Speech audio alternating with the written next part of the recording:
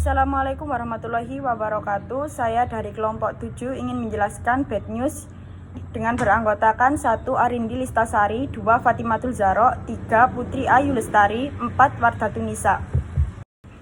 Pengertian bad news. Bad news adalah menyampaikan informasi yang kurang menyenangkan dengan tetap menjaga atau memperhatikan bagian dampak bagi audiens, seperti berita duka cita, pemutusan hubungan kerja atau PHK, penolakan kredit, kegagalan ujian, dan sejenisnya. Pembuatan dan penyampaian bad news harus dilakukan dengan tepat, secara efektif, namun tetap memperhatikan perasaan penerima bad news.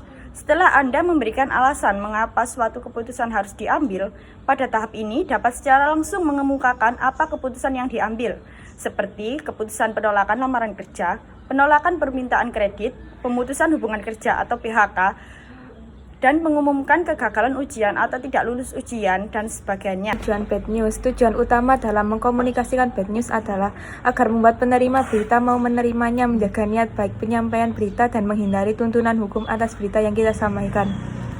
Menurut para ahli, sebagai komunikator bisnis, kita harus menangani berita buruk seseorang akan mempunyai banyak tujuan, antara lain 1. Penerimaan. Pastikan pembaca memahami dengan menerima berita buruk, pola tidak langsung membantu dalam mencapai tujuan. 2. Citra positif. Promosikan dan menjaga citra baik diri dan organisasi dengan menyadari tujuan yang ada sehingga pihak penyampai bad news bisa bertindak dengan benar. 3. Kejelasan pesan. Buat pesan sejelas mungkin sehingga pihak yang korespondensi tambahan tidak diperlukan. 4. Proteksi. Hindari tuntutan atau tanggung jawab hukum terhadap pihak penyampaian bad news. Dalam menyampaikan bad news harus tetap waspada terhadap 3 penyebab persoalan hukum, yaitu yang pertama, bahasa kasar. Menyebut orang dengan kata-kata yang tidak pantas dapat membuat penyampai informasi dalam masalah. Yang kedua yaitu bahasa yang sembrono, penyataan yang bisa merusak atau yang menimbulkan kesalahpahaman. Yang terakhir yaitu sindrom orang baik. Hindari pernyataan yang membuat penyampai informasi merasa baik tetapi menyesatkan atau tidak akurat.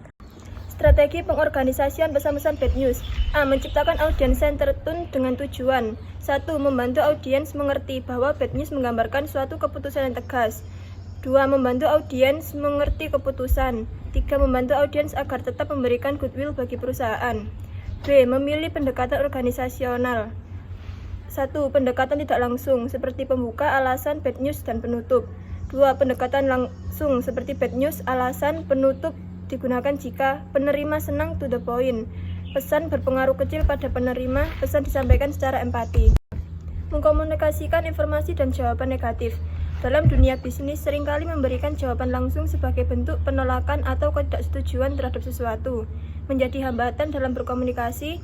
Dalam situasi itu, keterampilan komunikasi seseorang komunikator diuji kemampuannya untuk mengatakan tidak dengan tetap menjaga hubungan yang baik dengan pihak di kemudian hari. A. Bad news tentang produk, seperti kenaikan harga produk, penarikan kembali produk, kadaluarsa produk, dan produk rusak atau cacat. B. Penolakan surat pengaduan keluhan. C. Mengganti produk.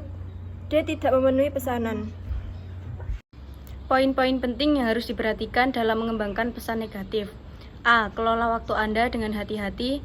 B. Bila masalah telah ditutup, jangan menyiratkan bahwa masalah tersebut masih terbuka.